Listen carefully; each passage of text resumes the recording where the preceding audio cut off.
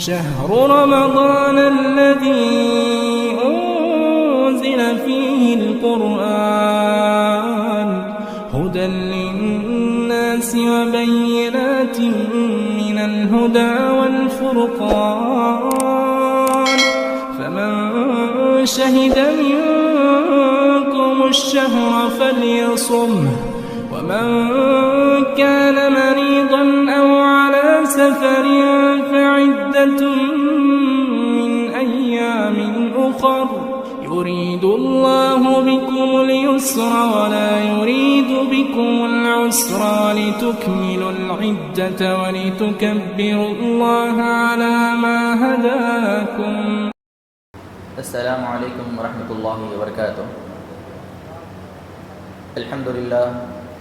الحمد لله نحمده ونستعينه ونستغفره ونعوذ بالله من شرور أنفسنا ومن سيئات أعمالنا من يهده الله فلا مضل له ومن يضلله فلا هادي له وأشهد أن لا إله إلا الله وحده لا شريك له وأشهد أن محمدا عبده ورسوله أما بعد. أعوذ بالله من الشيطان الرجيم. بسم الله الرحمن الرحيم. ولو أننا نزلنا إليهم الملائكة وكلمهم الموتى وحشرنا عليهم كل شيء قبلا ما كانوا ليؤمنوا إلا أن يشاء الله ولكن أكثرهم يجهلون. ہر قسم کی تعریف اللہ رب العالمین کے لیے لائق اور زیبا ہے جو ہم تمام کا مالک اور خالق ہے. بعدہ درود و سلام کا نزول ہو اللہ کے آخری پیغمبر جناب محمد رسول اللہ صلی اللہ تعالی علیہ وسلم پر جنہیں اللہ رب العالمین نے ساری کائنات والوں کے لیے نبی اور رسول بنا کر اس دنیا کے اندر بھیجا. اللہم صلی علی محمد وعلی آل محمد کما صلیت علی ابراہیم وعلی آل ابراہیم انک حمید مجید. اللہم بارک علی محمد وعلی آل محمد کما بارکت علی ابراہیم وعلی آل ابراہیم انک حمید مجید.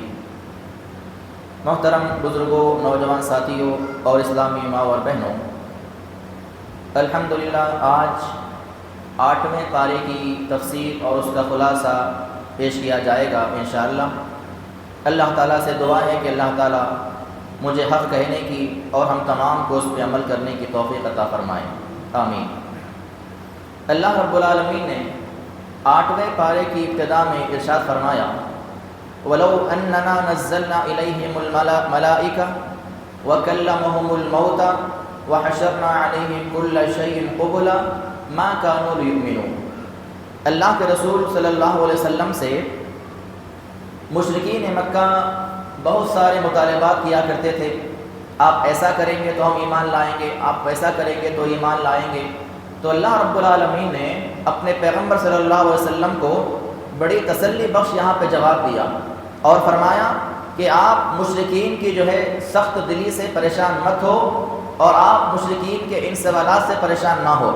اللہ نے کہا کہ اگر اللہ رب العالمین جو ہے ان کے پاس فرشتوں کو بھیج دے وَلَوْ أَنَّنَا نَزَّلْنَا إِلَيْهِمُ الْمَلَائِكَةَ اگر ان کے پاس فرشتے بھی آ جائیں وَكَلَّمَهُمُ الْمَوْتَى اور مردے اٹھ کے بات کرنے لگ جائیں وَحَشَرْنَا عَلَيْهِمْ كُلَّ شَيْءٍ قُبُلًا اور دنیا جہان کی تمام نشانیاں ان کے سامنے اگر پیش کر دی جائیں مَا كَانُوا لِيُؤْمِنُوا یہ ایمان نہیں لائیں گے.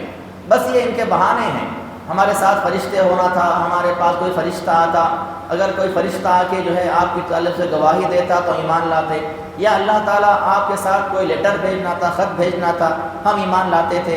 تو یہ جو ساری باتیں مشرکین کیا کرتے تھے اللہ رب العالمین نے ایک ہی آیت میں ان تمام باتوں کا جواب دے دیا. فرمایا اگر فرشتے بھی ساتھ میں آ جائیں، ان کے پاس فرشتوں کا نزول بھی کر دیا جائیں، مردے زندہ ہو کے ان سے باتیں بھی کریں اور اللہ تعالیٰ تمام نشانیوں کو ان کے سامنے ظاہر بھی کر دے تو یہ ایمان نہیں لائیں گے. الا ان یشاء اللہ مگر اللہ تعالیٰ جس کو چاہے ایمان کی دولت نصیب ہو سکتی ہے.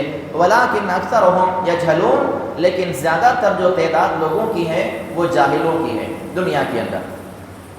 پھر آگے اللہ رب العالمین نے فرمایا اسی سورہ کے اندر سورہ انعام میں کہ وَإِن تُطِعْ أَكْثَرَ مَنْ فِي الْأَرْضِ يُضِلُّوكَ عَنْ سَبِيلِ اللَّهِ. اے نبی کریم صلی اللہ علیہ وسلم آپ اگر دنیا کے اندر کی کثرت کو دیکھیں گے کہ دنیا میں زیادہ لوگ جو ہیں اس طرف ہیں، اگر آپ کثرت کو دیکھیں گے تو گمراہ ہو جائیں گے۔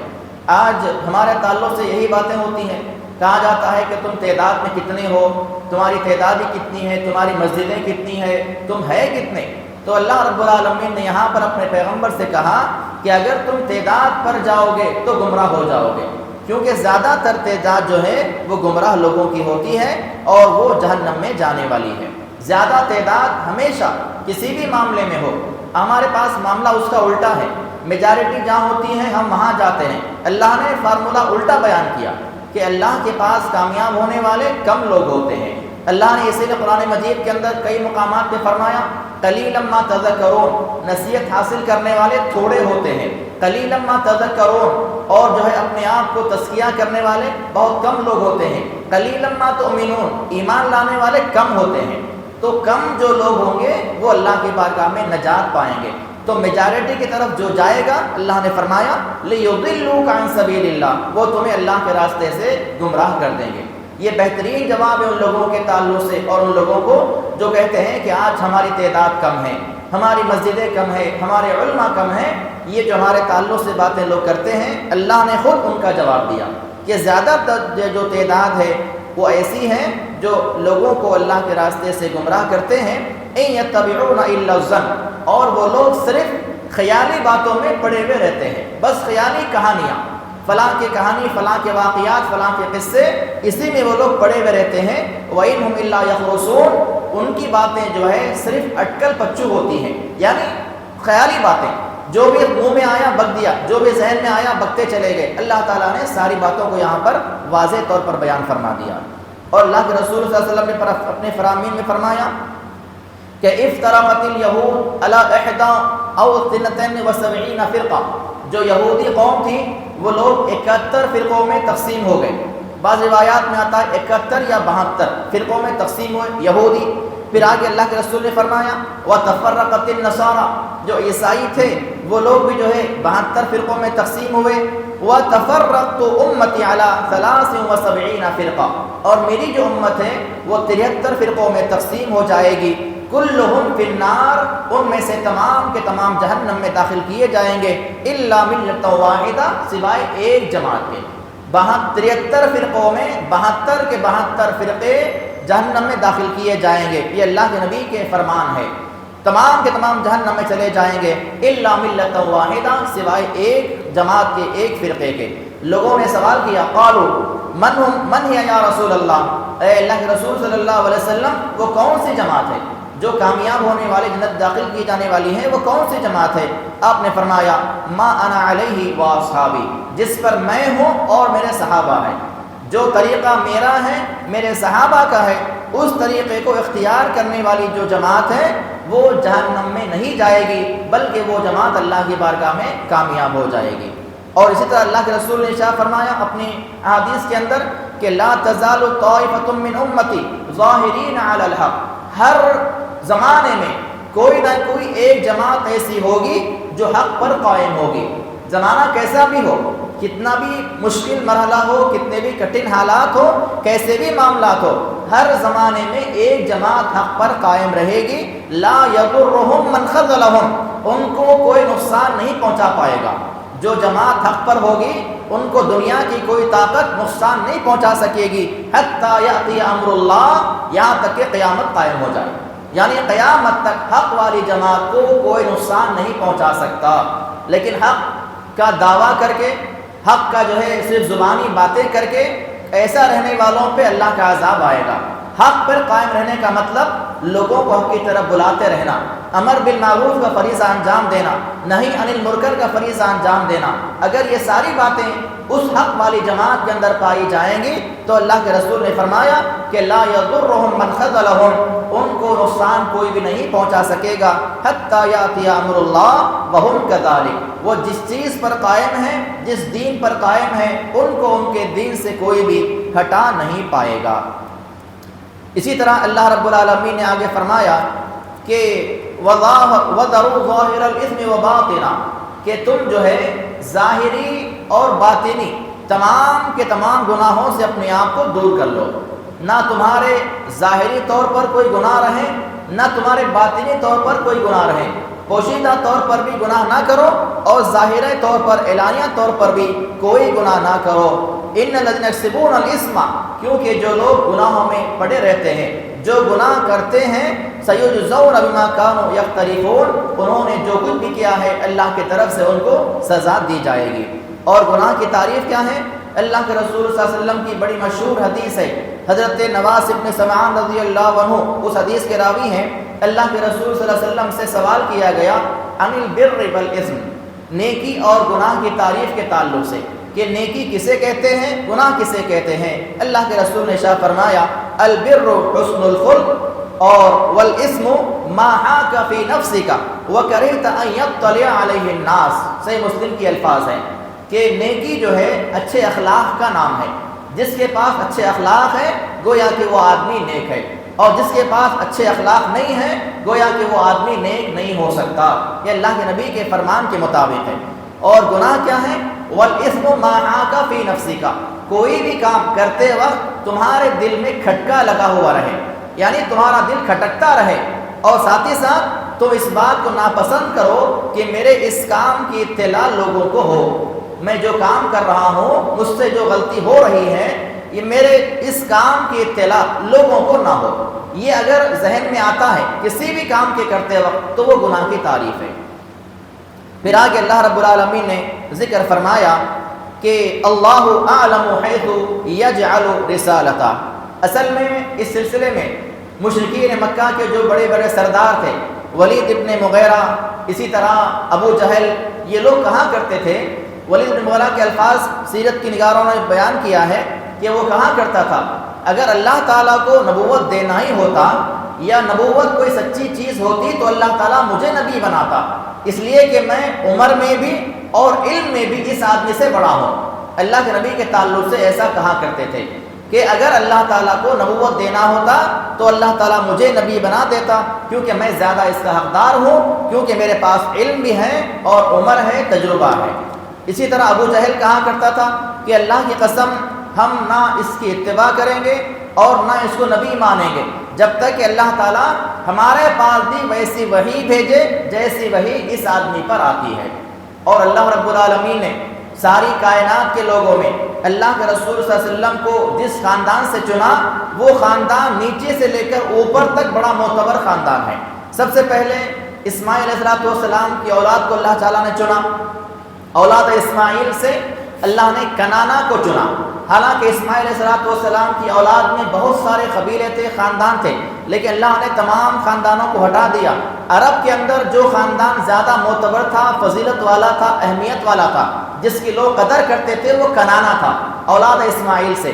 تو اللہ نے پہلے اس خاندان کو چنا، پھر کنانا خاندان سے اللہ رب العالمین نے قریش خاندان کو چنا۔ مکہ میں جو خاندان تھا قریش کا، یہ خاندان بھی تمام عرب قبائل میں معتبر تھا، سارے عرب کے لوگ ان کی عزت کیا کرتے تھے۔ اللہ نے کنانا سے قریش کو لوگوں کو چنا، پھر قریش کے خاندان کے اندر بھی بہت سارے الگ الگ قبیلے تھے، اللہ تعالیٰ نے اس کے اندر بھی جو ہے بنو ہاشم کو چنا۔ بنو ہاشم جو خاندان تھا وہ خاندان قریش کے خاندان کے اندر سب سے زیادہ معتبر اور باعزت خاندان تھا، لوگ ان کی عزت کیا کرتے، ان کا احترام کیا کرتے تھے۔ اور پھر بنو ہاشم کے اندر بھی بہت سارے لوگ تھے، اللہ تعالیٰ نے ان تمام لوگوں میں سے اپنے پیغمبر محمد کریم صلی اللہ علیہ وسلم کو نبوت کے لیے چنا ہے۔ تو اللہ نے اسی بات کا جواب دیا اللہ اعلم حیث یجعل رسالتہ، اللہ تعالیٰ زیادہ بہتر جانتا ہے کہ کس کو نبوت دی جائے، تمہارے بولنے سے کچھ نہیں ہوتا۔ ابو جہل نے فلاں کہا، ولید نے فلاں کہا، تمہارے بولنے سے کچھ بھی نہیں ہونے والا ہے، اللہ تعالیٰ زیادہ بہتر جانتا ہے کہ کس کو نبوت دینی ہے۔ پھر آگے اللہ رب العالمین نے فرمایا کہ فَمَن يُرِدِ اللَّهُ أَن يَهْدِيَهُ يَشْرَحْ صَدْرَهُ لِلْإِسْلَامِ، اللہ رب العالمین جس کے ساتھ بھلائی کا ارادہ کرتا ہے، کسی بھی انسان کے ساتھ اللہ تعالیٰ اگر بھلائی کا، خیر کا ارادہ کرتا ہے تو اس کے دل کو اسلام کے لیے کھول دیتا ہے، یعنی وہ اسلام کی باتوں کو اختیار کرتا ہے، اسلام لے آتا ہے، اسلامی تعلیمات کو اپناتا ہے، نبی کی تعلیمات کو اختیار کرتا ہے، اللہ رب العالمین کی اطاعت کرتا ہے، وہ آدمی کرتا ہے جس کے ساتھ اللہ تعالیٰ خیر کا ارادہ کرتا ہے۔ پھر آگے اللہ رب العالمین نے فرمایا کہ یا معشر الجن والانس اللہ رب العالمین نے یہاں پر جنوں اور انسانوں کو ایک ساتھ خطاب کرتے ہوئے کہا یا معاشر الجن والانس الم یاتکم رسل منکم یقصون علیکم آیاتی، اے جنوں اور انسانوں کی جماعت، کیا تمہارے پاس میری جانب سے رسول نہیں آئے جو تم کو میری آیتیں پڑھ کے سنایا کرتے تھے؟ وَيُنذِرُونَكُمْ لِقَاءَ يَوْمِكُمْ هَذَا، اور آج کے دن، قیامت کے دن ملاقات کے تعلق سے ڈرایا کرتے تھے، کیا تمہارے پاس ایسا کوئی نہیں آیا؟ تو قالوا، وہ تمام لوگ اللہ کی بارگاہ میں کہیں گے شہیدنا علی انفسنا، اے اللہ ہمارے پاس ڈرانے والے آئے تھے، ہم اس بات کے گواہ ہیں۔ وغرتہم الحیات الدنیا، ان کو لوہے دنیاوی زندگی نے دھوکے میں ڈال رکھا تھا۔ وشہدوا علی انفسہم انہم کانوا کافرین، ان کے جو انکار کا مسئلہ ہے، ان کے جو کفر کی بات ہے، اس پر وہ لوگ خود اپنے آپ جو ہے اللہ کی بارگاہ میں گواہ بن جائیں گے اور کہیں گے کہ ہمارے پاس رسول آئے تھے، ہمیں ڈرایا گیا تھا، لیکن ہم نے ان کی بات کو نہیں مانا اور ہم کو دنیا زندگی نے جو ہے دھوکے میں ڈال رکھا تھا۔ یہاں اللہ رب العالمین نے انسانوں اور جنوں کو ایک ساتھ خطاب کیا، تو اس سلسلے میں یہ بات یاد رکھیں کہ جنات کے پاس جتنے رسول آئے وہ تمام کے تمام رسول انسانوں میں سے ہی تھے، یعنی انسانوں کے اندر اللہ تعالیٰ نے جو انبیاءوں کو بھیجا وہ انبیاءوں کے تابع ہی جنات بھی تھے، چاہے وہ نوح علیہ السلام ہو، ابراہیم علیہ السلام ہو، کوئی بھی نبی ہو۔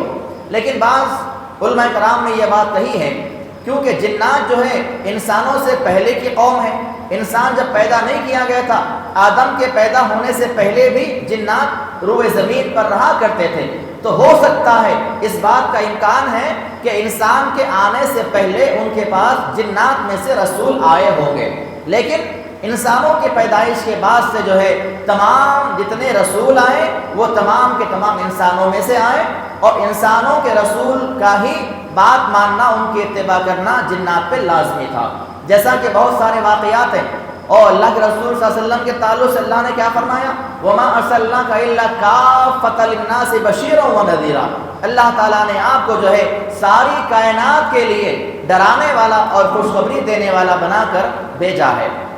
اور ایسے بے شمار واقعات ہیں۔ اللہ کے رسول صلی اللہ علیہ وسلم جنات کے قبیلوں میں جایا کرتے تھے، ان کے خاندانوں میں جایا کرتے تھے، ان کے قافلوں میں جاتے تھے، ان کو دین سکھاتے تھے، ان کے سامنے قرآن جا کے پڑھتے تھے، اور کئی جنات نے اللہ کے رسول صلی اللہ علیہ وسلم کے ہاتھ پر ایمان قبول کیا۔ بہت سارے واقعات ہیں، انشاءاللہ آئندہ جو جنات اور شیاطین کے مسائل اور جو ان کی باتیں آنے والی ہیں وہاں پر اس کو تفصیل کے ساتھ بیان کیا جائے گا۔ پھر آگے اللہ رب العالمین نے ارشاد فرمایا قُلْ تَعَالَوْا أَتْلُ مَا حَرَّمَ رَبُّكُمْ عَلَيْكُمْ، اے نبی کریم صلی اللہ علیہ وسلم آپ کہہ دیجئے کہ آؤ میں تمہیں وہ باتیں پڑھ کے سناؤں جو باتیں اللہ تعالیٰ نے تم پہ حرام کی ہے۔ حرم ربکم علیکم، اللہ نے جو چیزیں تم پہ حرام کی ہیں وہ باتیں میں تمہارے سامنے بیان کروں۔ اللہ نے آگے فرمایا، اللہ کے رسول سے اس بات کو کہلوایا، سب سے پہلی بات جو اللہ نے حرام کی ہے اللہ تشرکوا بہ شیئا، کہ اس کے ساتھ کسی چیز کو بھی شریک کیا جائے، کسی چیز کو بھی۔ اللہ نے یہ نہیں کہا کہ کوئی کسی بت کو شریک کیا جائے، کسی پیر کو شریک کیا جائے، معمولی چیز بھی اگر اللہ کی ذات میں شریک ٹھہرایا جاتا ہے تو وہ بھی شرک کے اندر شامل ہے۔ اللہ تشرکوا بہ شیئا، کسی بھی چیز کو اللہ تعالیٰ کی ذات میں شریک نہ کیا جائے، اللہ نے سب سے پہلے اس بات کو حرام کیا ہے۔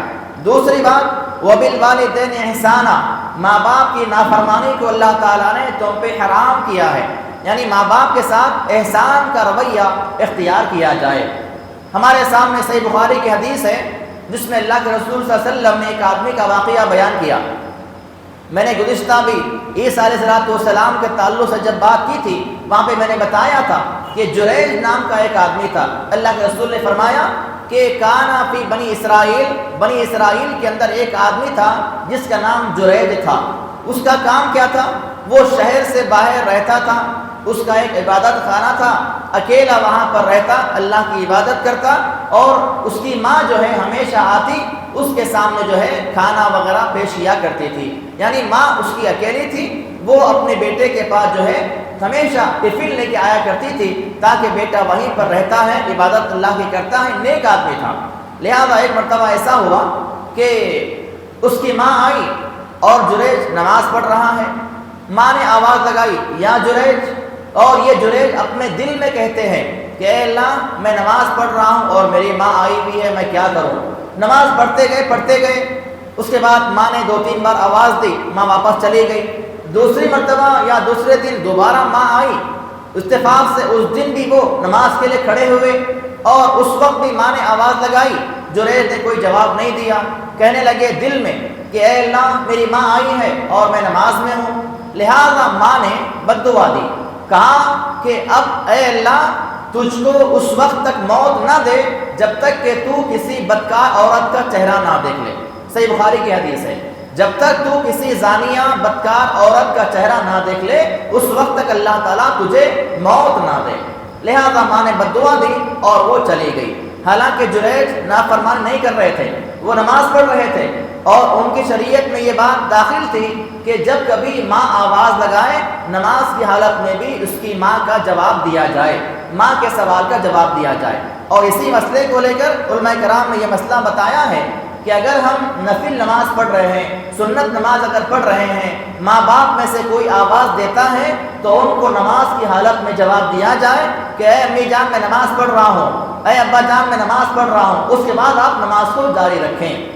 لیکن فرض نماز میں احتیاط برتی جائے، سنت اور نفل نماز اگر ادا کر رہے ہیں تب بھی ماں باپ کا اتنا مرتبہ ہے، ان کا اتنا مقام ہے کہ ان کے سوال کا جواب دینا چاہیے۔ الغرض جریج نے جو ہے جواب نہیں دیا، ماں نے بد دعا دی، اس کے بعد ماں چلی گئی۔ اسی اثناء میں ہوا یہ کہ وہاں پر ان کے عبادت خانے کے اطراف میں رہنے والی ایک بدکار عورت ان سے ملاقات کرنے کے لیے آئی اور ان کو جو ہے اپنی طرف مائل کرنا چاہا، انہوں نے اس سے انکار کر دیا، اس کو بھگا دیا۔ وہ عورت وہاں پر رہنے والے ایک بکریاں چرانے والے آدمی کے پاس گئی، اس سے منہ کالا کیا اور اس سے بیٹا پیدا ہوا۔ جب بیٹا پیدا ہوا تو بستی والوں نے، تمام لوگوں نے اس عورت سے پوچھا یہ بچہ کس کا ہے؟ تو اس عورت نے جھوٹ کہا کہ یہ بچہ جریج کا ہے۔ لہذا گاؤں والے سیدھا جریج کے پاس آئے، ان کے عبادت خانے کو توڑا گیا، انہیں جو ہے گھسیٹا گیا، انہیں گالیاں دی گئی۔ لہذا اس سے پوچھا گیا کہ یہ تم نے کیا کر دیا ہے؟ جریج نے اپنے قوم کے لوگوں کو جواب نہیں دیا، وہ سیدھا آئے، انہوں نے وضو کیا، 2 رکعت نماز پڑھی، اس بچے کے پاس گئے جو بچہ ابھی پیدا ہوا تھا، ابھی بس 1 گھنٹے یا 2 گھنٹے کا بچہ ہوگا، اس کے پاس گئے اور اس سے سوال کیا کہ تیرا باپ کون ہے؟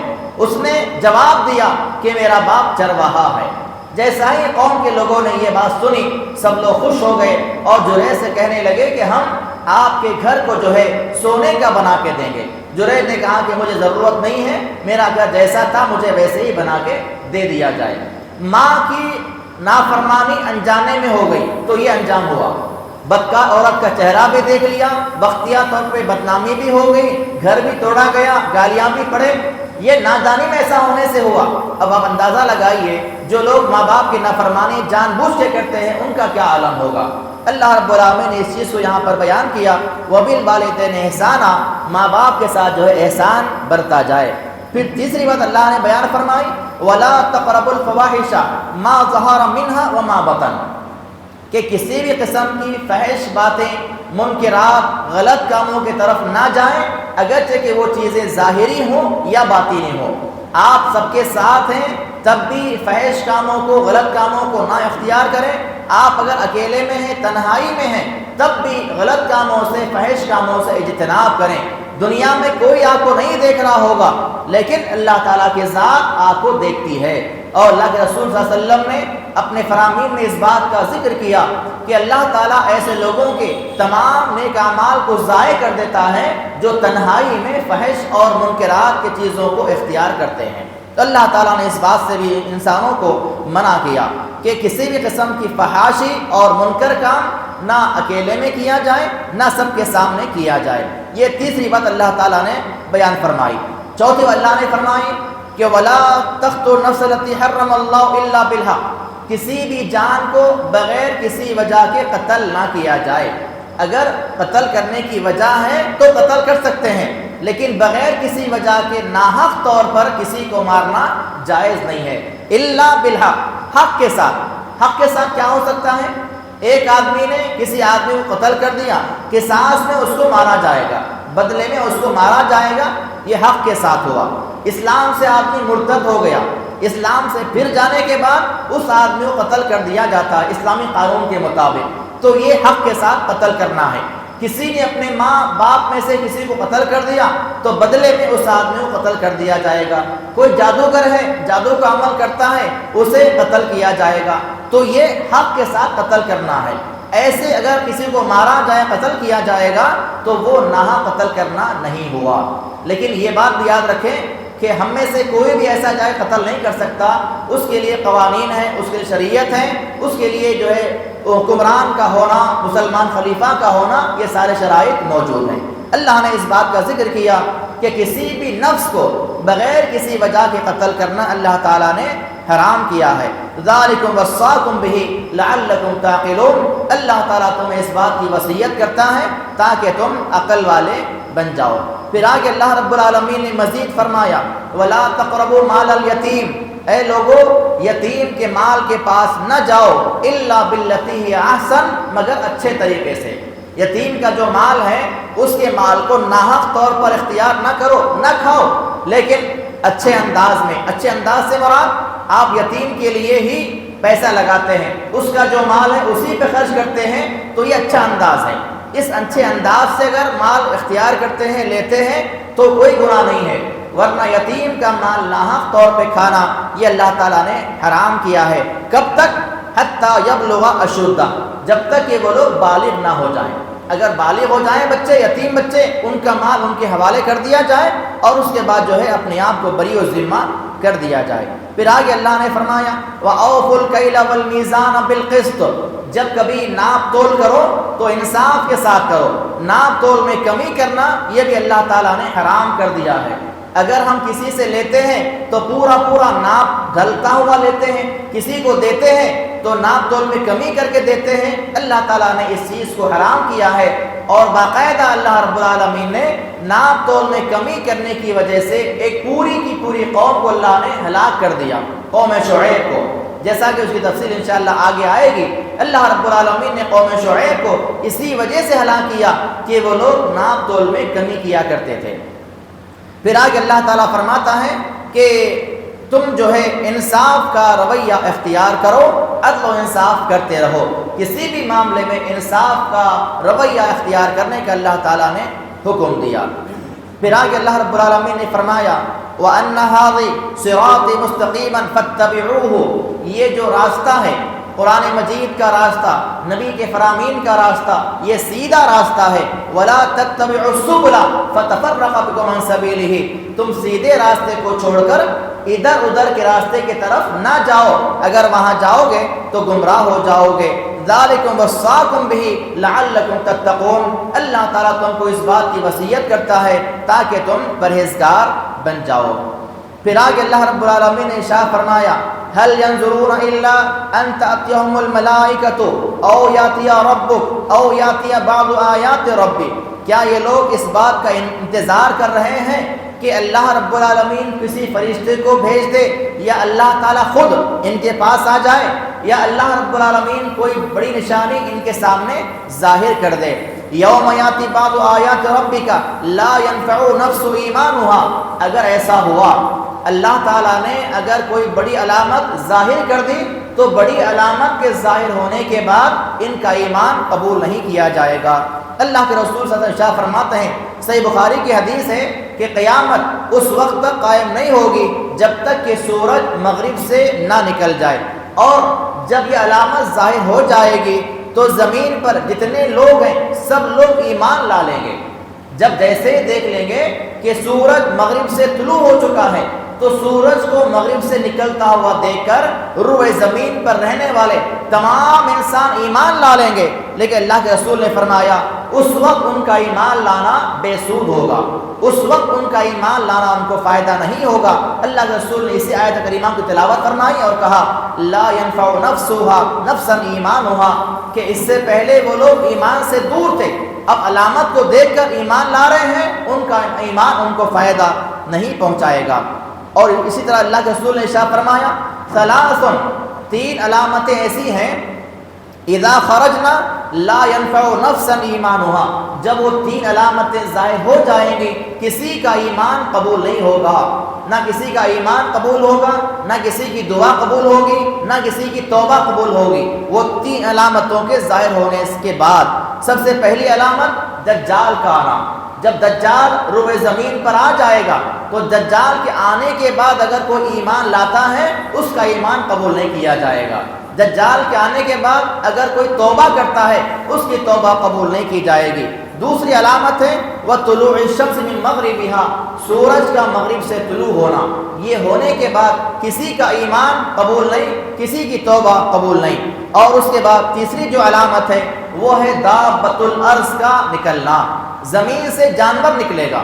وہ ہوگا تو جانور چوپائے ہوگا، اس کے چار پیر ہوں گے، جانوروں کی طرح چلتا پھرتا ہوا رہے گا، لیکن وہ لوگوں سے باتیں کرے گا، لوگوں سے کلام کرے گا، لوگوں سے سوال کرے گا، لوگوں سے باتیں کرے گا۔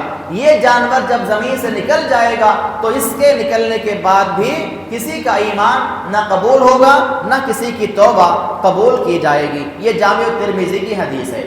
تو یہ تین علامتیں اللہ کے رسول نے بیان فرمائی کہ جب یہ تین علامتوں میں سے کوئی بھی علامت ظاہر ہو جائے تو اس وقت جو ہے نہ کسی کا ایمان اللہ کی بارگاہ میں فائدہ پہنچائے گا اور نہ ہی توبہ قبول کی جائے گی۔ سورج کے تعلق سے اللہ کے رسول صلی اللہ علیہ وسلم کا فرمان ہے، آپ علیہ السلام نے فرمایا کہ کیا تم جانتے ہو سورج روزانہ جو غروب ہوتا ہے غروب ہونے کے بعد کہاں جاتا ہے؟ اللہ کے رسول صلی اللہ علیہ وسلم نے سوال کیا، لوگوں نے فرمایا کہ نہیں جانتے، ہمیں نہیں معلوم کہ سورج کہاں جاتا ہے۔ اللہ کے رسول نے فرمایا روزانہ سورج غروب ہونے کے بعد اللہ کے عرش کے قریب جا کر سجدہ کرتا ہے، روزانہ کا اس کا معمول ہے۔ جب بھی وہ سورج غروب ہوتا ہے غروب ہونے کے ساتھ ہی وہ اللہ کے عرش کے قریب جاتا ہے، سجدہ کرتا ہے اور وہاں کھڑے رہتا ہے یہاں تک کہ اسے اجازت نہ ملے۔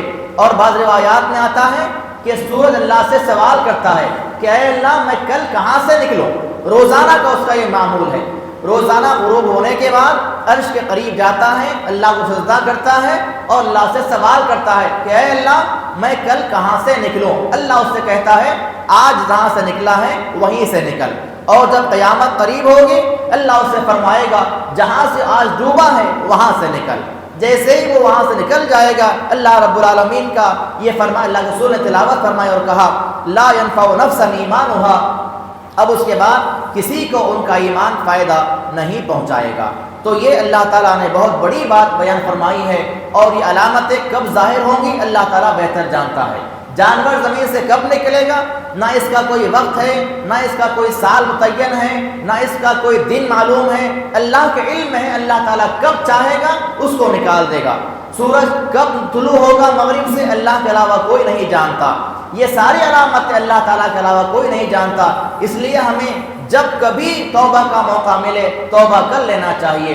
ایسا نہیں کہ آج کریں گے، کل کریں گے، پرسوں کریں گے، ایسا کرتے کرتے ہماری موت بھی آ سکتی ہے یا پھر یہ علامتیں ظاہر بھی ہو سکتے ہیں۔ پھر آگے اللہ رب العالمین نے اس بات کا ذکر کیا کہ ان الذین فرقوا دینہم وکانوا شیعا لست منہم فی شیء، اے اللہ کے رسول صلی اللہ علیہ وسلم جن لوگوں نے دین کو چھوڑ کر وہ لوگ آپس میں گروہ گروہ ہو گئے، آپس میں فرقوں میں تبدیل ہو گئے، فرقوں میں بٹ گئے، ایسے لوگوں سے آپ کا کوئی تعلق نہیں ہے، چاہے وہ اللہ کے نبی کے زمانے میں ہو چاہے وہ اللہ کے نبی کے زمانے کے بعد ہو۔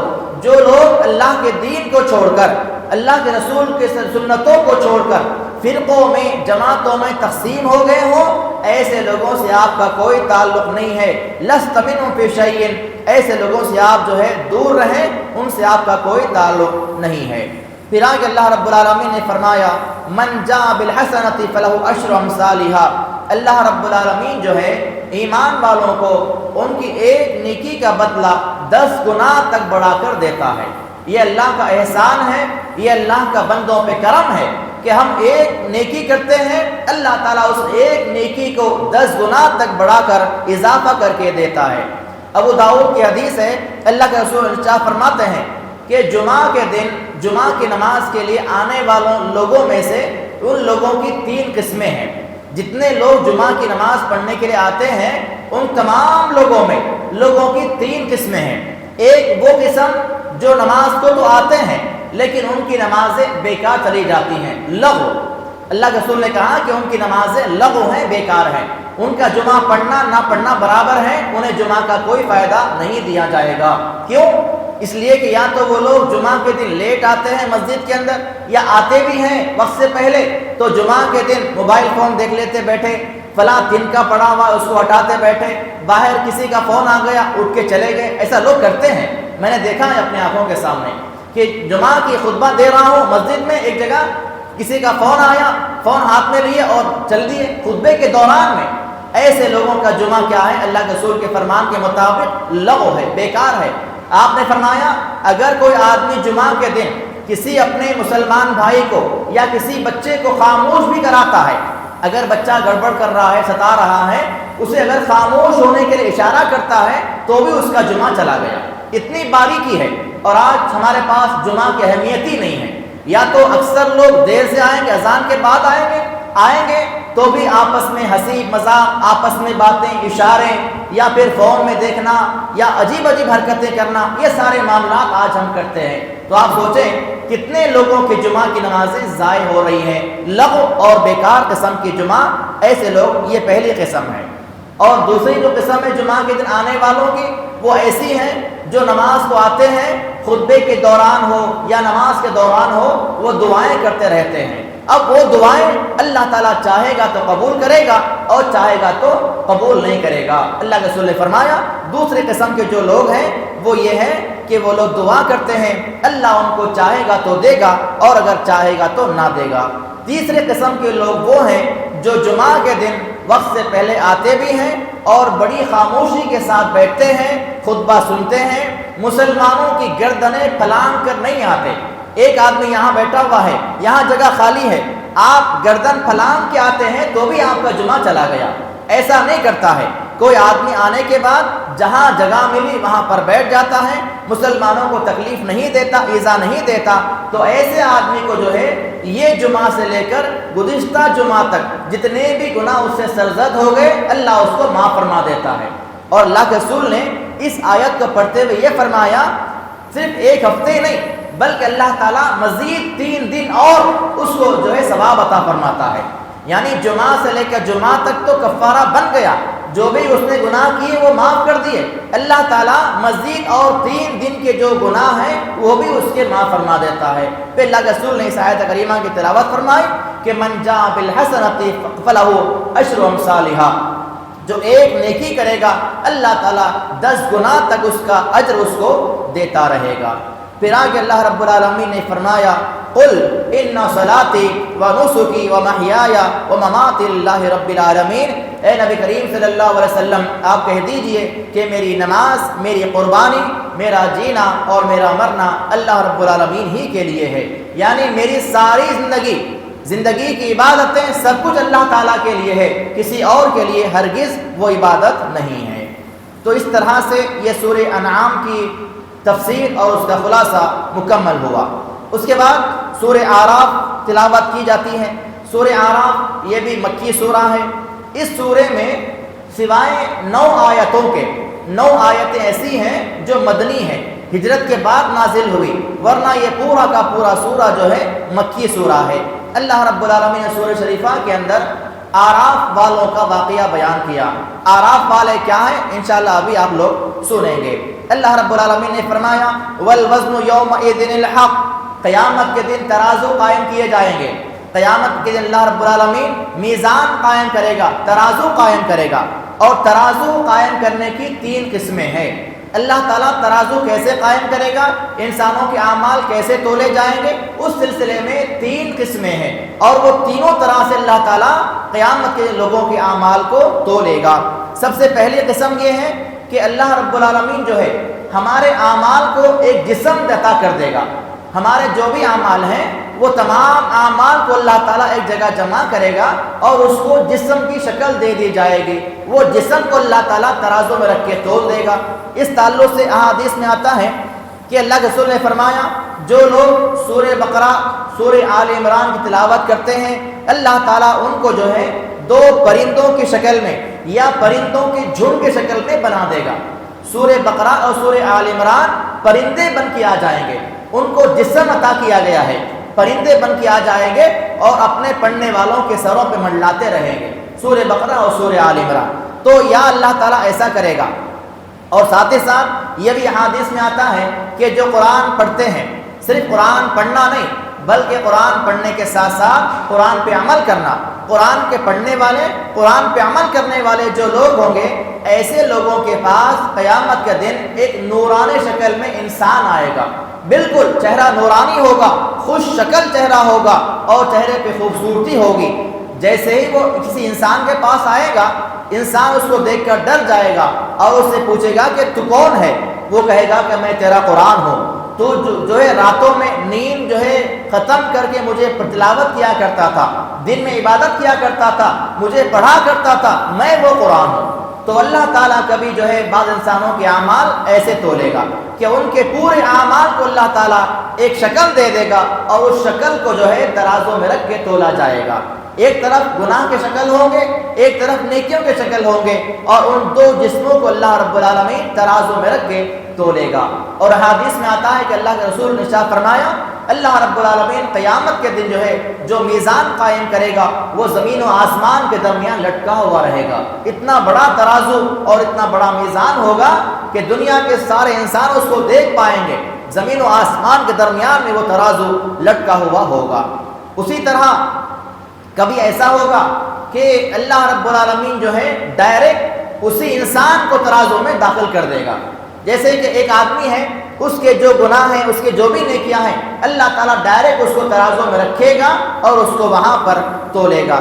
جیسے کہ اللہ کے رسول کی حدیث صحیح بخاری کی روایت ہے، آپ نے فرمایا کہ قیامت کے دن اللہ تعالیٰ ایک ایسے موٹے تازے آدمی کو لائے گا جو گنہگار ہوگا، بہت زیادہ موٹا تازہ ہوگا، وہ اس کو اللہ تعالیٰ لائے گا، حالانکہ اس کا جو وزن ہوگا اللہ کے پاس مچھر کے پر کے برابر بھی نہیں ہوگا۔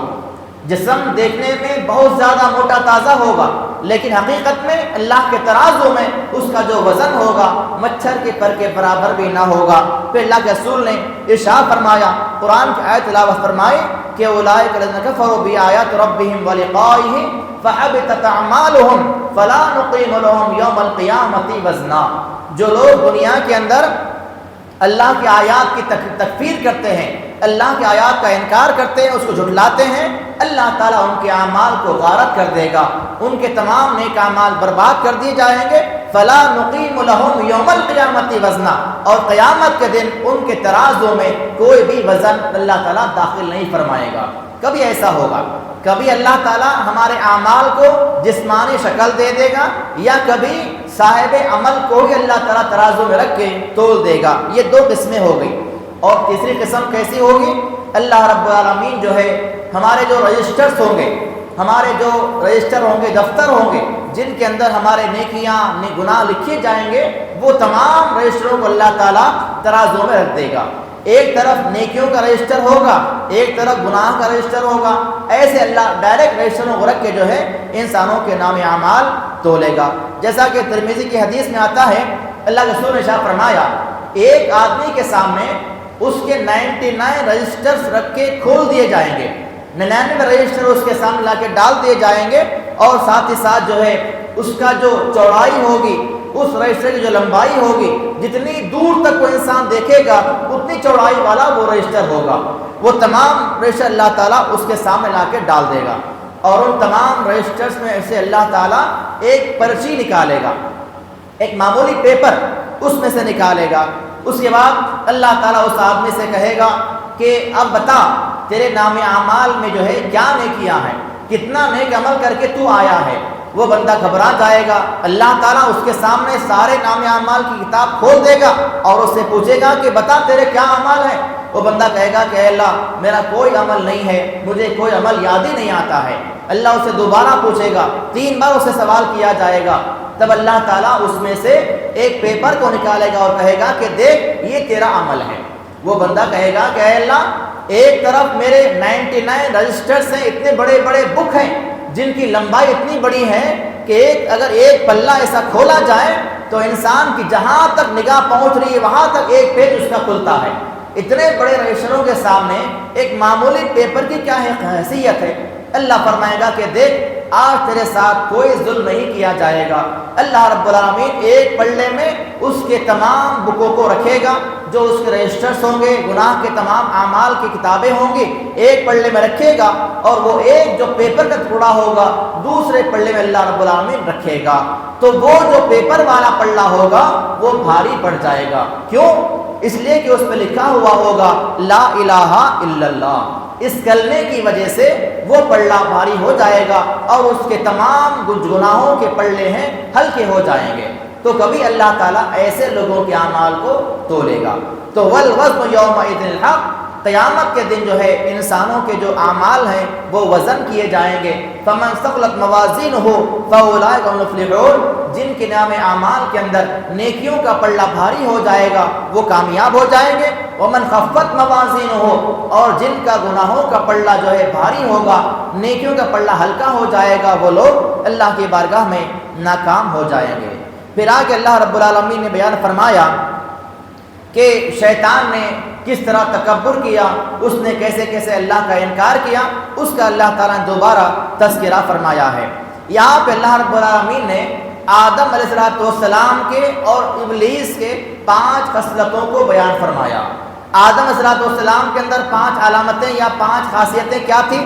سب سے پہلی علامت ان کی یہ تھی کہ ان سے گناہ سرزد ہوا تو انہوں نے گناہ کا اعتراف کیا، وہ گناہ پہ شرمندہ ہوئے، گناہ کا اعتراف کیا، یہ ان کی پہلی خاصیت۔ دوسری خاصیت ان کی یہ تھی کہ وہ گناہ پہ نادم ہوئے۔ ان کی تیسری خاصیت یہ تھی کہ انہوں نے اپنے نفس پہ ملامت کیا کہ میں نے غلطی کر لی، مجھ سے گناہ سرزد ہو گیا، ملامت کرتے رہے اپنے نفس پہ، اپنی جان پہ۔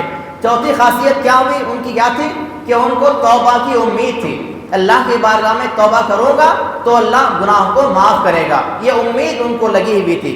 اور ان کی 5ویں خاصیت یہ تھی کہ وہ اللہ کی رحمت کے امیدوار تھے، طلبگار تھے، یعنی ہر معاملے میں وہ اللہ تعالیٰ کے سامنے عاجز تھے، انکساری کے ساتھ اللہ کی بارگاہ میں پیش آ رہے تھے۔ تو اللہ نے ان کی خاصیت کو بیان فرمایا۔ اور اس کے اپوزٹ میں شیطان کے پاس کیا تھا؟ اس نے گناہ تو کیا، گناہ کرنے کے بعد شرمندہ ہونے کے بجائے، نادم ہونے کے بجائے تکبر کرتا رہا، گھمنڈ میں آ گیا، فخر میں آ گیا، اور ندامت اس کے چہرے پر نظر نہیں آ رہی تھی، نہ ملامت کر رہا تھا، نہ اسے توبہ کی توفیق ہو رہی تھی، اور نہ اسے اللہ کی رحمت کی کسی قسم کی امید تھی۔ تو اللہ تعالیٰ نے اس کے اندر آدم علیہ السلام اور ابلیس کے جو ہے ان واقعات کو بیان فرمایا۔ پھر اللہ رب العالمین نے آگے فرمایا سورہ اعراف کے اندر ان الذین کذبوا بآیاتنا واستکبروا عنها لا تفتح لهم ابواب السماء حتى یلج الجمل فی سم الخیاط۔ اللہ نے فرمایا کہ جو لوگ اللہ تعالیٰ کی آیتوں کا انکار کرتے ہیں، جنہوں نے اللہ کی آیتوں کو جھٹلایا اور تکبر کیا، تو ایسے لوگوں کے لیے آسمان کے دروازے اس وقت تک نہیں کھولے جائیں گے جب تک کہ سوئی کے سوراخ میں سے اونٹ نہ گزر جائے۔ حتیٰ یلج الجمل فی سم الخیاط، یہاں اللہ تعالیٰ نے مثال کے ذریعے سمجھایا کہ جو لوگ اللہ کا انکار کرنے والے ہیں، جو اللہ کے ساتھ تکذیب کرنے والے ہیں، قرآن مجید کا انکار کرنے والے ہیں، ایسے لوگ جنت میں اس وقت تک داخل نہیں ہو سکتے جب تک کہ سوئی کے سوراخ میں سے ایک اونٹ نہ گزر جائے۔ اب ہم اس بات کو جانتے ہیں کہ اونٹ کتنا بڑا جانور ہے، کیا وہ ایک سوئی کے سوراخ میں سے گزر پائے گا؟ نہیں گزر پائے گا۔ ہر انسان کا جواب یہی ہوگا کہ ایک معمولی سوئی کے سوراخ میں سے اونٹ کا گزرنا ناممکن ہے۔ تو جیسے وہ چیز ناممکن ہے ویسے یہ چیز بھی ناممکن ہے۔ جنہوں نے اللہ کی آیتوں کا انکار کیا، جنت میں ان کا داخلہ ہونا ناممکن ہے۔ اللہ تعالیٰ نے مثال کے ذریعے اس بات کو سمجھایا ہے۔ اور آگے اللہ رب العالمین نے آراف والوں کا واقعہ بیان کیا۔ اصل میں آراف کیا ہے؟ جنت اور جہنم کے درمیان میں ایک دیوار قائم کی جائے گی، اور حدیث میں آتا ہے وہاں پر ان لوگوں کو رکھا جائے گا جن کے نیکیاں اور گناہ برابر برابر ہوں گے، یعنی نیکیاں بھی برابر ہیں، گناہ بھی برابر ہیں۔ تو ایسے لوگوں کو وہاں پر اللہ تعالیٰ رکھے گا۔ اور اس کے بعد جو ہے اللہ رب العالمین نے وہاں پر آراف والوں کے تمام واقعات کو بیان کیا کہ آراف کے اندر جو لوگ ہوں گے وہ وہاں پر کھڑے ہو کے جنت کے نظارے دیکھتے ہوئے رہیں گے، اور جہنمیوں سے وہ لوگ بات کرتے ہوئے رہیں گے۔ پھر آگے اللہ نے فرمایا کہ اللہ رب العالمین جو ہے آخر میں اپنی رحمت سے ان تمام کو اللہ تعالیٰ جہنم سے نجات دے دے گا، سب کے سب جنت داخل فرما دیے جائیں گے۔ پھر آگے اللہ رب العالمین نے فرمایا ان ربکم اللہ الذی خلق السماوات والارض، تمہارا پروردگار وہ ہے جس نے زمین و آسمان کو پیدا کیا 6 دن کے اندر، ثم استوى علی العرش، اس کے بعد جو اللہ تعالیٰ عرش پہ مستوی ہوا۔ اللہ رب کے رسول نے ارشاد فرمایا اللہ رب العالمین نے کون سے دن کس چیز کو پیدا کیا؟ آپ علیہ الصلوۃ والسلام نے اپنے فرامین میں اس بات کو واضح کیا ہے۔ آپ نے فرمایا کہ اللہ رب العالمین نے مٹی کو ہفتے کے دن پیدا کیا، جو مٹی ہے اس کو اللہ نے ہفتے کے دن پیدا کیا، اور ایسے ہی پہاڑوں کو اللہ تعالیٰ نے اتوار کے دن پیدا کیا، درختوں کو اللہ رب العالمین نے پیر کے دن پیدا کیا، منگل کے دن اللہ رب العالمین نے دنیا کے اندر پائی جانے والی تمام برائیوں کو پیدا کیا، اسی طرح چہارشنبے کے دن سارے اچھے کاموں کو اللہ نے بنایا، زمین میں جتنے اچھے کام ہیں ان سب کو اللہ رب العالمین نے چہارشنبے کے دن پیدا فرمایا۔ اسی طرح اللہ تعالیٰ نے تمام جانوروں کو جمعرات کے دن پیدا کیا، اور جمعہ کے دن اللہ رب العالمین نے آدم علیہ السلام کو پیدا فرمایا۔ ابو ہریرہ فرماتے ہیں کہ اللہ رسول صلی اللہ علیہ وسلم نے میرا ہاتھ پکڑ کے یہ ساری میرے سامنے ان تمام دنوں کو گنوایا۔ ہفتے کے دن اللہ نے کیا پیدا کیا، اتوار کو کیا پیدا کیا، آپ علیہ السلام نے میرا ہاتھ پکڑ کے یہ سارے مجھے باتیں بتلائی۔ پھر آگے اللہ رب العالمین نے فرمایا کہ ادعوا ربکم تضرعا وخفیا، اے ایمان والو اللہ تعالیٰ کو جو ہے عاجزی کے ساتھ اور آہستگی کے ساتھ آواز دیا کرو۔ اصل میں اللہ کے رسول کی حدیث میں آتا ہے کہ صحابہ کرام جو ہے اللہ رب العالمین کو بہت زیادہ بلند آواز سے پکارا کرتے تھے، زور زور سے اللہ سے پکارتے تھے، ان کو اللہ سے جو ہے دعائیں کیا کرتے تھے۔ تو اللہ کے رسول نے فرمایا لوگوں اپنی جانوں پہ ظلم نہ کرو، کیونکہ تم جو ہے کسی بہرے اور غائب کو نہیں سنا رہے ہو۔ اللہ تعالیٰ نہ بہرا ہے نہ اللہ تعالیٰ تمہارے سے غائب ہے، تم اللہ سے پکار رہے ہو تو اللہ کو آہستگی کے ساتھ پکارو۔ اللہ نے اسی بات کا یہاں پر ذکر فرمایا ادعوا ربکم تضرعا وخفیا، اللہ تعالیٰ کو جو ہے آہستگی کے ساتھ، عاجزی کے ساتھ اور بڑے نرم انداز سے آواز لگاؤ، اللہ تمہاری بات کو سنے گا اور اللہ تعالیٰ تمہاری مسائل کو اللہ تعالیٰ دور بھی کرے گا۔ انہ لا يحب المعتدین، کیونکہ اللہ تعالیٰ جو ہے حد سے آگے بڑھنے والوں کو پسند نہیں فرماتا ہے۔ پھر آگے اللہ رب العالمین نے 8ویں پارے کے آخر میں مختلف انبیاؤں کے حالات بیان کیے، جن میں نوح علیہ السلام ہیں، ہود علیہ السلام ہیں، صالح علیہ السلام ہیں، لوط علیہ السلام ہیں اور شعیب علیہ السلام ہیں۔ یہ 5 انبیاؤں کے اللہ تعالیٰ نے حالات بیان کیے کہ انہوں نے اپنی قوم کے سامنے آ کر اللہ کی دعوت کو پیش کیا، تو کیسے کیسے ان کی قوم والوں نے ان کا انکار کیا، تو پھر کیسے ان پہ اللہ کے عذابات آئے، وہ سارے عذابات جو ہے آگے بھی انشاءاللہ تفصیل کے ساتھ ذکر کیے جانے والے ہیں۔ تو اس طرح 8ویں پارے کا یہ خلاصہ اور تفسیر آپ حضرات کے سامنے پیش کی گئی۔ اللہ سے دعا ہے اللہ رب العالمین جو کچھ بھی کہا گیا ہے، سنا گیا ہے، ہم تمام کو ان تمام باتوں پر عمل کرنے کی توفیق عطا فرمائے۔ اللہ تعالی ہماری عبادات کو قبول فرمائے، ہمارے روزوں کو، ہمارے قیام اللیل کو، قرآن کی تلاوت کو اللہ تعالیٰ اپنے مہربانی سے قبول فرمائے۔ اے اللہ ہمیں جو بیمار ہیں انہیں شفائے کاملہ عاجلہ عطا فرما۔ اے اللہ جن جن لوگوں نے دعاؤں کی درخواست کی ہے اللہ تعالیٰ ان تمام کے جائز تمناؤں کو پورا فرما دے، ان کو شفائے کاملہ عاجلہ عطا فرما، ہر قسم کی مصیبتوں سے اور پریشانیوں سے ہم تمام کی حفاظت فرما، زندوں کو عمل توفیق عطا فرما، جو دنیا سے جا چکے ہیں اے اللہ ان پر رحم و کرم کا معاملہ فرما، انہیں قبر کے عذاب سے محفوظ فرما دے۔ آمین وقولی قولی ھذا استغفر اللہ ولکم سبحانک اللہم وبحمدک اشہد ان لا الہ الا انت استغفرک واتوب الیک۔